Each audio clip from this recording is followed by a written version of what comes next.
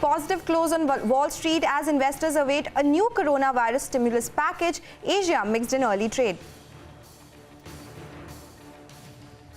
Rising COVID cases and reimposition of lockdowns have made the recovery prospects fragile. According to the government's monthly economic report, Niti Aayog suggests specific measures for the auto and real estate sector to the Prime Minister's office and Finance Ministry.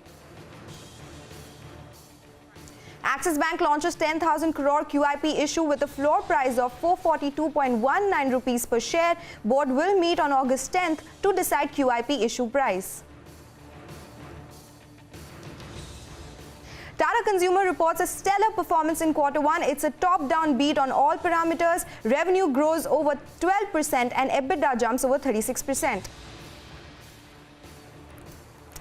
A very good morning and welcome to Power Breakfast in the Mumbai News Centre. I am Sonal Bhutra. Well, it was a good close for our own markets today. Markets snapped that 4-day losing streak. Nifty and Sensex both up around 2% and it was the heavyweights that actually contributed to all the gains that we saw this time around. Even the global cues are quite strong. But first up, let's take a look at the Asian markets then. Key indices are trading mixed as the Asian markets are awaiting another coronavirus stimulus from the US. So Shanghai, Hang Seng and Nikkei are seeing some downtick. In fact, the markets are keenly eyeing on unemployment insurance, but lawmakers are divided on this. The US jobless rate rose to 14 million in July, and Nikkei, that is one that is underperforming today. It is seeing profit taking after 2 solid days of gains. And on the data front, private survey of China's service sector in July is expected. And before that, Shanghai is down around 0.5%. In fact, if we pull the other markets as well, while we are seeing that Kospi is in the green right now, apart from that, it's the SGX Nifty that is indicating that there could be a flat start to trade this morning. Even Taiwanese index is doing well in trade today.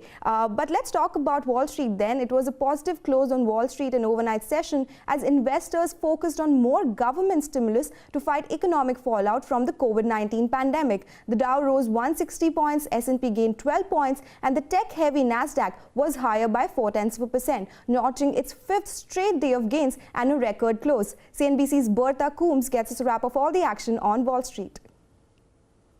Stocks ending the day higher on a late afternoon signs of progress on coronavirus relief negotiations in Washington. The Dow adding 164 points, the S&P up 12, and the Nasdaq gaining 38 points to close at another record high.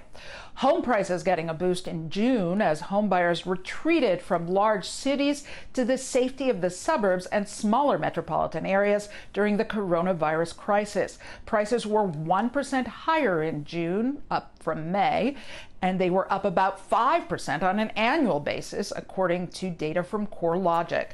Shares of Eastman Kodak falling 10% after the Wall Street Journal reported the SEC is investigating how the company disclosed its $765 million loan deal with the U.S. government to produce generic drug ingredients. A day before the award was officially announced, Kodak stock shot up 25% on heavy trading volume, raising questions about whether one or more individuals could have potentially been involved in insider trading ahead of the news. And Ford shares getting a boost from an unexpected leadership shakeup. Ford president and CEO Jim Hackett is retiring in the midst of a multi-billion-dollar restructuring effort that has failed to impress investors so far. Ford shares are down about 40% under Hackett's leadership. COO Jim Farley will take over as chief executive on October 1st. Shares gaining 2% on the day. You're up to date on the U.S. Now back to you in Mumbai. Okay, that's the global market action, but how will the overnight cues impact the Indian markets? We have our research team joining in with how the trade setup will look like, the stocks that are likely to be in news, and what is the F&O setup. To you first, Sonia. Bulls are charging ahead. Absolutely, Sonal. Hi, good morning. Yesterday was a fabulous day if you're a bull. The Nifty closed above that 11,000 mark. There was big buying by FIIs and that resumed. So FIIs bought 704 crores in total in the cash market. But there was large buying in names like HDFC Bank and Reliance Industries, 1,000 crores delivery buying in HDFC Bank, 1,600 crores delivery buying in Reliance. Domestic institutions, though, sold about 666 odd crores. Jefferies put out a note where they said that the economic indicator was up 1% week on week to 84% of pre-COVID levels. The relaxation of the lockdowns and the improving COVID trends helped urban city demand pick up. Global cues are very strong, as you said. The Dow closed higher for the third straight day, up 164 points. US lawmakers have made inroads into the stimulus package.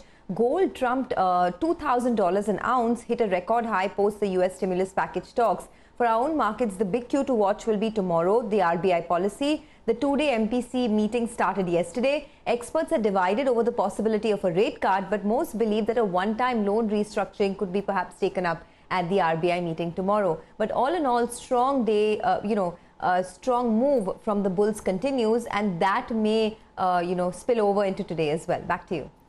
Oh, absolutely, Sonia. In fact, a couple of stocks that will be in focus, and the big one is Axis Bank, as the QIP for the bank has opened. The issue size is at 15,000 crore rupees, and the QIP price is set at 442 rupees per share. SRF says that their BOPET project in Hungary has been capitalized and commissioned on 3rd August at an approximate cost of 80 million euros. So it's a big company coming out with a big project in the European region. InfoEdge, another company going for fundraising. Now they have launched QIP. The issue size is 1875 crore rupees, something that they alluded to earlier as well. A lot of companies that reported earnings post-market hours yesterday, and good ones perhaps. For instance, Tata Consumer, super strong performance. It was a top-down beat. EBITDA came in at 483 crores versus a poll of 380 crores. Profits also higher than the poll at 345 crore rupees. PI Industries, another company reporting strong set of numbers. Profits were up 43% at 145 crore rupees. However, Narayan Rudralaya impacted by lockdown. That's why revenues were down 49%.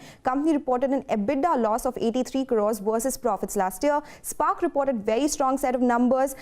Profit at 57 crores versus a loss last year. And Gujarat Gas, gross margins expanded for the company. It was a beat, and company says they've come back to normalized volumes. So expect that stock to do well in trade today. But that was about all the stocks that are in news. Finally, Nigel joins in with cues from the F&O space this morning. Hi, Nigel. Good morning.